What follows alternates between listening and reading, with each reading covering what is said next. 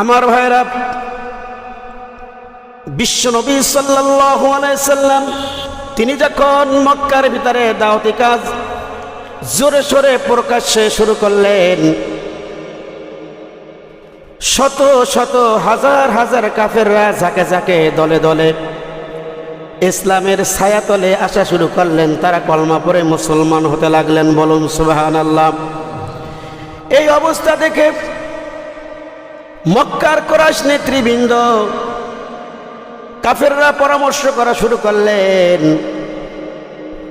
আব্দুল্লাহর ছেলে মুহাম্মদকে বিভিন্ন রকমের অত্যাচার করেছি,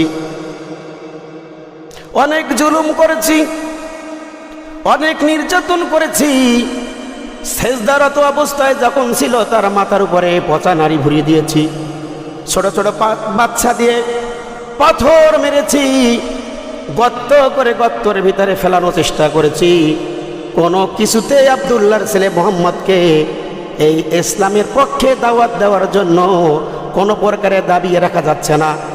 দিন যত যাচ্ছে তত ওদের দল ভারী হচ্ছে, আমাদের দল থেকে মাইনাস হচ্ছে, কমে যাচ্ছে। কি করা যায়? গভীর রাত্রে পরামর্শের আসরে বসে গেল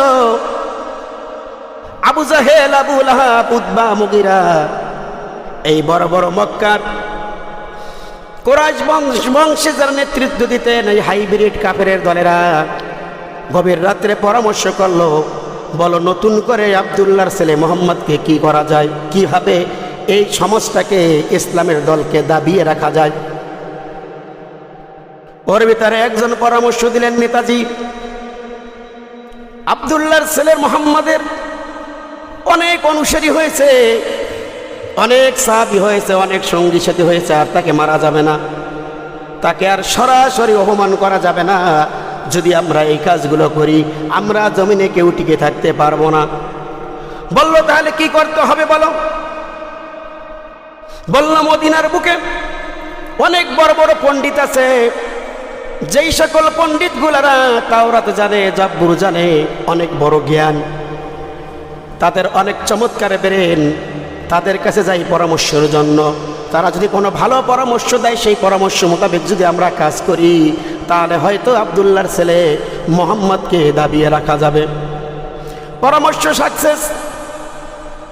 দায়িত্ব দিলেন তৎকালীন দুইজন হাইব্রিড কাফের, একজনের নাম হলো নজর বিন হারিস, আর একজনের নাম হলো উতবা বিন আবু মাউত। এই দুইজনকে মদিনা ইহুদিদের কাছে পাঠালেন। ইহুদি পণ্ডিতদের কাছে তারা গেলেন, যেই বললেন উস্তাদ গুরু, আমাদের দেশে আব্দুল্লাহর ছেলে মুহাম্মদ আমাদের বাপ দাদার ধর্মে চুনকালি লাগাচ্ছে, দিন দিন আমাদের দল থেকে মানুষগুলা মাইনাস হয়ে ইসলামের দলের ভিতরে, মুহাম্মদের দলের ভিতরে আগমন করছে। এখন তাকে কিভাবে দাবিয়ে রাখবো, কিভাবে তাকে দমিয়ে রাখবো, আমাদের একটু পরামর্শ দেন। পরামর্শ দিল, আমরা তোমাদেরকে 3টি প্রশ্ন শিখিয়ে দিচ্ছি, এই 3টি প্রশ্ন যদি আব্দুল্লাহর ছেলে মুহাম্মদকে করতে পারো, আমাদের বিশ্বাস কিয়ামতের আগ পর্যন্ত সে কখনো এই 3টি প্রশ্নের উত্তর দিতে পারবে না।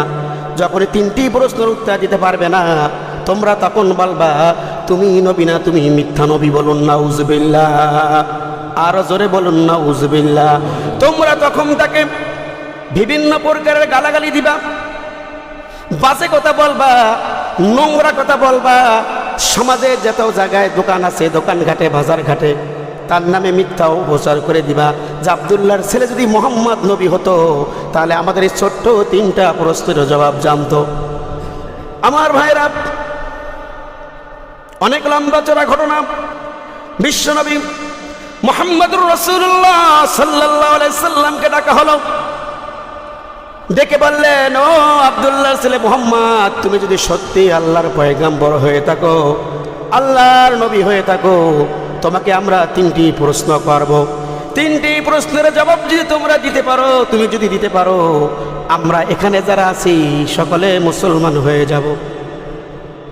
নবী বললেন, বলেন কি প্রশ্ন? 1 নম্বর প্রশ্ন তারা করলেন, হে মুহাম্মদ, সকলে বলুন সাল্লাল্লাহু আলাইহি সাল্লাম, তুমি বলো আসহাবে কাহাব কারা। 2 নম্বর প্রশ্ন করলেন, একজন বাদশা পূর্ব থেকে পশ্চিম পর্যন্ত তিনি শাসন করেছেন, তার নামটা কি? 3য় নম্বর প্রশ্ন করলেন, ও মুহাম্মদ তুমি বলো রুহুটা কি? নবী বললেন, আগামী কালকে আপনাদের এই 3টি প্রশ্নের জবাব আমি দিয়া দিব।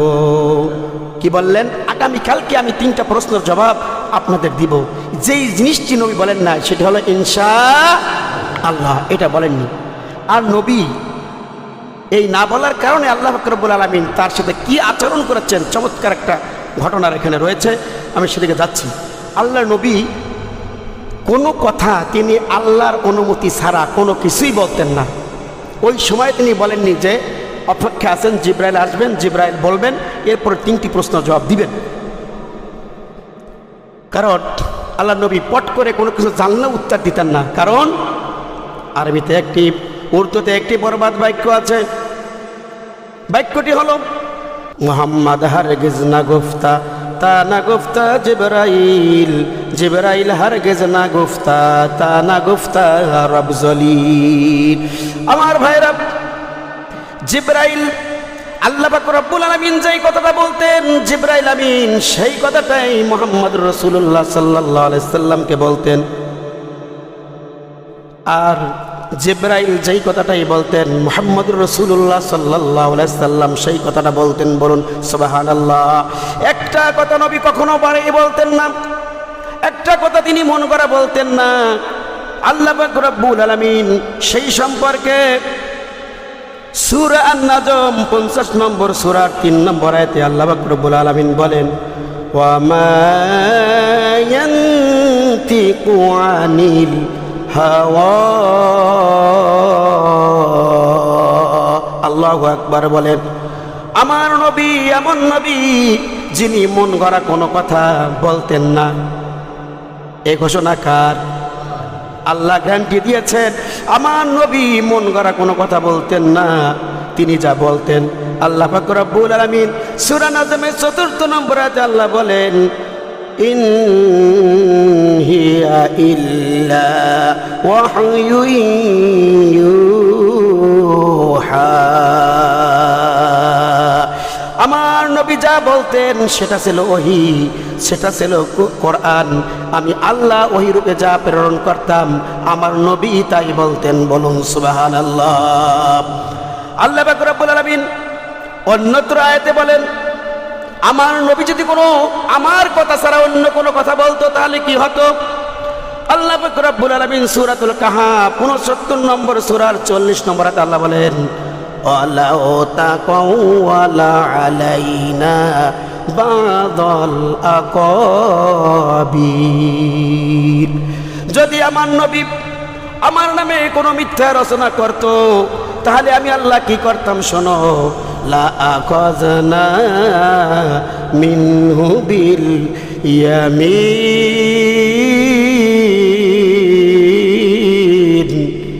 যদি আমার নবী আমার কথা ছাড়া তার মন গড়া কোনো কথা বলতো, একটা কথা মিথ্যা বলতো, আমি আল্লাহ আমার নবীর ডান হাত চেপে ধরতাম। শুধু ডান হাত চেপে ধরতাম না, কি করতাম? শোনো, সুম্মা লাকাতা'না মিনহুল ওয়াতিন। তারপরে আমি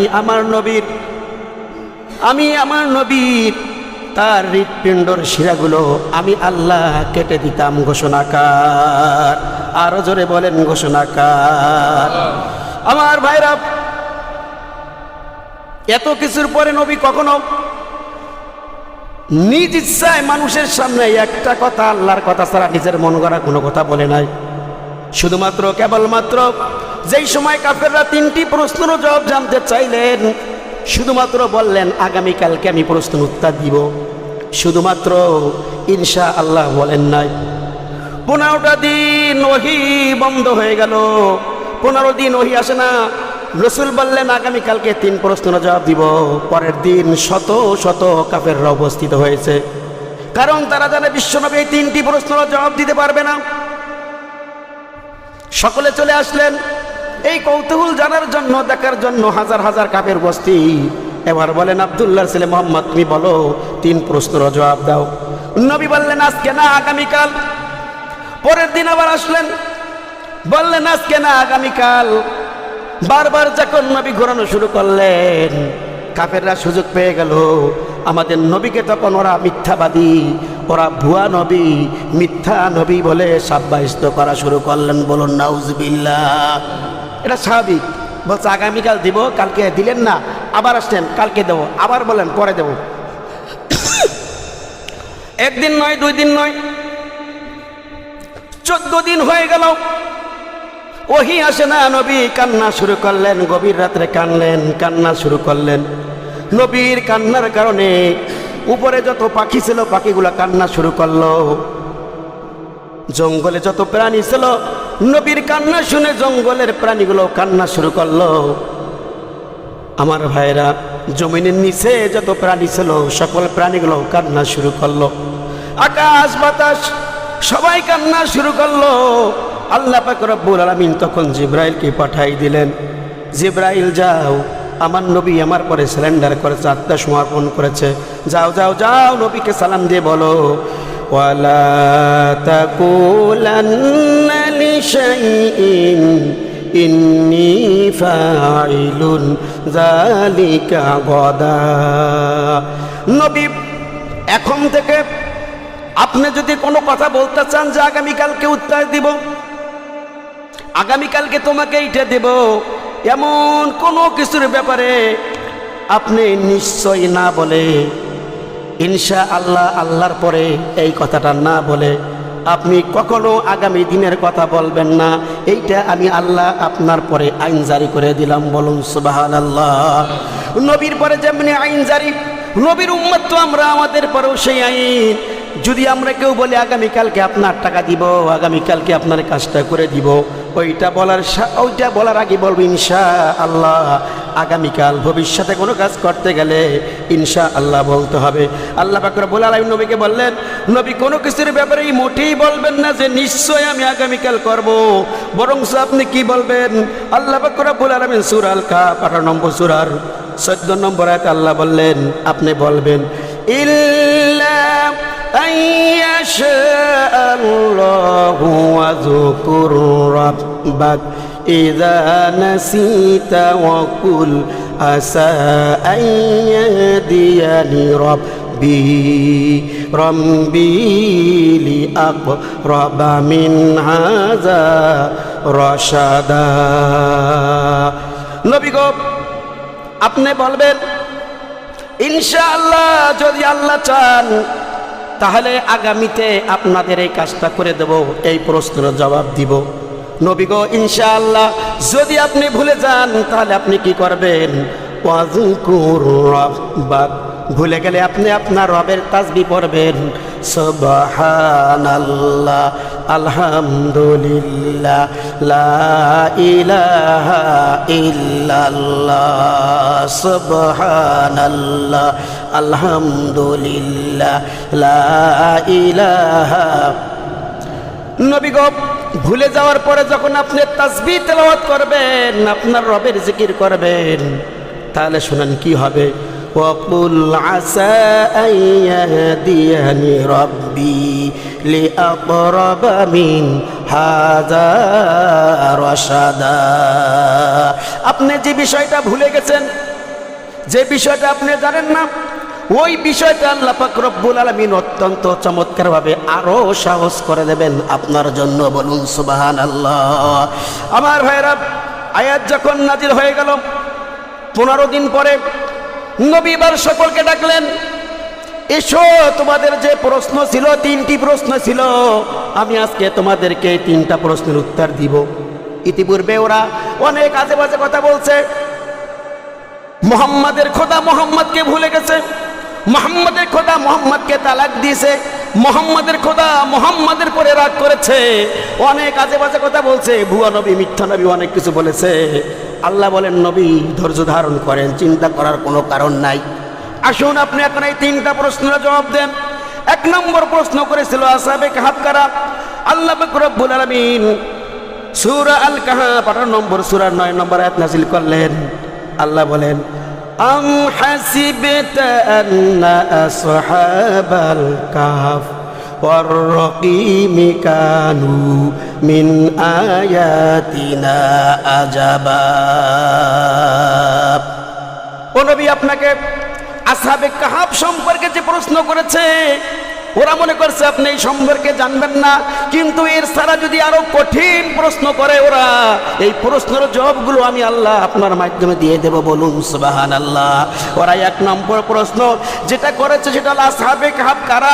আপনি বলেন আসহাবে কাহাফ হইল 7 জন যুবক, যেই যুবকেরা 309 বছর একটা গুহার ভিতরে ছিল, আর তারা ছিল মহান আল্লাহর আনুগত্য বান্দা। জোরে জোরে বলুন সুবহানাল্লাহ। এক নম্বর প্রশ্নের জবাব নবী দিয়ে দিলেন আসহাবে কাহাফ সম্পর্কে।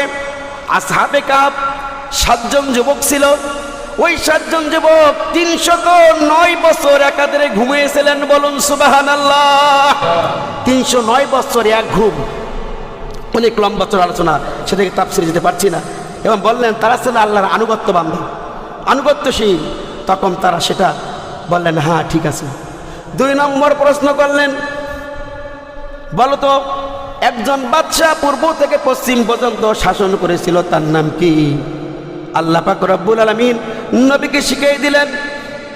সূরা আল কাহাফ 18 নম্বর সূরা 83 নম্বর আয়াত আল্লাহ বলেন, ওয়ায়াসআলুনাকা আনজিল করনাইন কুল সাআতুলু আলাইকুম মিনহু যিকরা। নবী, আপনাকে জুলকারনাইন সম্পর্কে যে প্রশ্ন ওরা করলো, আপনি ওদেরকে বলেন জুলকারনাইন হলো এমন একজন বাদশা, যে বাদশা সারা পৃথিবী শাসন করেছেন। বলুন সুবহানাল্লাহ। আরো জোরে বলেন সুবহানাল্লাহ। কাফেররা প্রশ্ন করতেছে, আর নবী উত্তর দিয়েছেন, আর এই উত্তরের আসল যিনি তিনি হলেন মহান রব্বে কারীম। 3 নম্বর প্রশ্ন করলেন। 3 নম্বর প্রশ্ন কাফেররা যেটা করলেন সেটা হলো, হে মুহাম্মদ আপনি বলেন রূহ কি? মুহাম্মদুর রাসূলুল্লাহ সাল্লাল্লাহু আলাইহি সাল্লামের শানে আয়াত নাযিল হলো সূরা বানী ইসরাঈল 17 নম্বর সূরার 85 নম্বর আয়াত। আল্লাহ পাক রব্বুল আলামিন নবীর শানে আয়াত নাযিল করলেন, ওয়া ইয়াসআলুনাকা আনির রূহ কুলির রূহু মিন আমরি রাব্বি ওয়া মা উতীতুম মিনাল ইলমি ইল্লা কলিলা। ও নবী, আপনাকে ওরা রূহ সম্পর্কে প্রশ্ন করলো, আপনি বলেন রূহ হলো এমন একটি বিষয়, রূহ হলো এমন একটা জিনিস যেটি হলো আল্লাহর অর্ডার। আপনি বলেন রূহ হলো আল্লাহর আদেশ, এটি হলো রূহ। আর এই রূহ সম্পর্কে আল্লাহ পাক রব্বুল আলামিন তোমাদের যে জ্ঞান দিয়েছে সে জ্ঞান হয়েছে অতি অল্প। এই জ্ঞান দিয়ে রূহ সম্পর্কে কিছু বুঝবা না, শুধু এতটুকু বুঝো রূহটা হলো আল্লাহর অর্ডার। আল্লাহ অর্ডার করেছে, তাই রূহটা মানুষের এই দেহের ভিতরে, বডির ভিতরে ঢুকেছে। যখন আল্লাহ আবার অর্ডার করবে সঙ্গে সঙ্গে সেটা বের হয়ে যাবে। অতএব এই রূহ সম্পর্কে তোমাদেরকে সংক্ষিপ্ত ছোট্ট একটু জ্ঞান দেওয়া হয়েছে, এর বেশি কিছু তোমরা জানতে পারবে না। আমার ভাইরা, 3টি প্রশ্নের উত্তরে যখন বিশ্বনবী সাল্লাল্লাহু আলাইহি সাল্লাম দিলেন, ওই হাইব্রিড কাফিরগুলো আবু লাহাব, আবু জাহেল, উতবা, সাইবা, এই বদমাশগুলো হাসতে হাসতে চলে গেল যে আব্দুল্লাহর ছেলে মুহাম্মদ, তোমার এত জ্ঞান আগে বুঝতে পারি নাই, এত জ্ঞানী গুণী আমরা বুঝতে পারি নাই। তবে আমরা ঈমান আনতে পারবো না, বাপ দাদার ধর্মের চুনকারি লাগাইতে পারবো না। ওরা চলে গেল, কিন্তু যারা আসলে বুদ্ধিমত্তা ছিল, যাদের সাধারণ একটু জ্ঞান থাকলো, জ্ঞান ছিল, ওরা সকলে তখন বললেন, ও আব্দুল্লাহর ছেলে মুহাম্মদ, আপনি আমাদেরকে পড়াইয়ে দিন লা ইলাহা ইল্লাল্লাহু মুহাম্মাদুর রাসূলুল্লাহ। ওরা মুসলমান হয়ে গেলেন। বলুন সুবহানাল্লাহ। তিন প্রশ্নের জবাব শুনে শত শত কাফের মুসলমান হয়ে গেল, কিন্তু হাইব্রিড শয়তানগুলো ওরা ঈমান আনতে পারলো না, ঈমান আনতে পারলো না। ঈমান আনা এটা কপাল লাগে, কপাল লাগে, কপাল লাগে। নবীকে দেখে, নবীর কথা শুনে, নবীর সাথে চলে ঈমান আনতে পারে না। আর আমরা নবীকে না দেখে ঈমান এনেছি, মুসলমানের ঘরে জন্মগ্রহণ করতে পেরেছি। এই যে মুসলমানের বাচ্চা হয়ে আজকে নামাজ পর্যন্ত আমরা পড়ি না, আমাদের মতো খারাপ আর কে হতে পারে, কে হতে পারে, কে হতে পারে? আমার ভাইরা, আসুন আমরা আল্লাহর কোরআন পড়ি, কোরআন মানি, কোরআন অনুযায়ী জীবন গঠন করি। আল্লাহ পাক রব্বুল আলামিন আমাদের সকলকে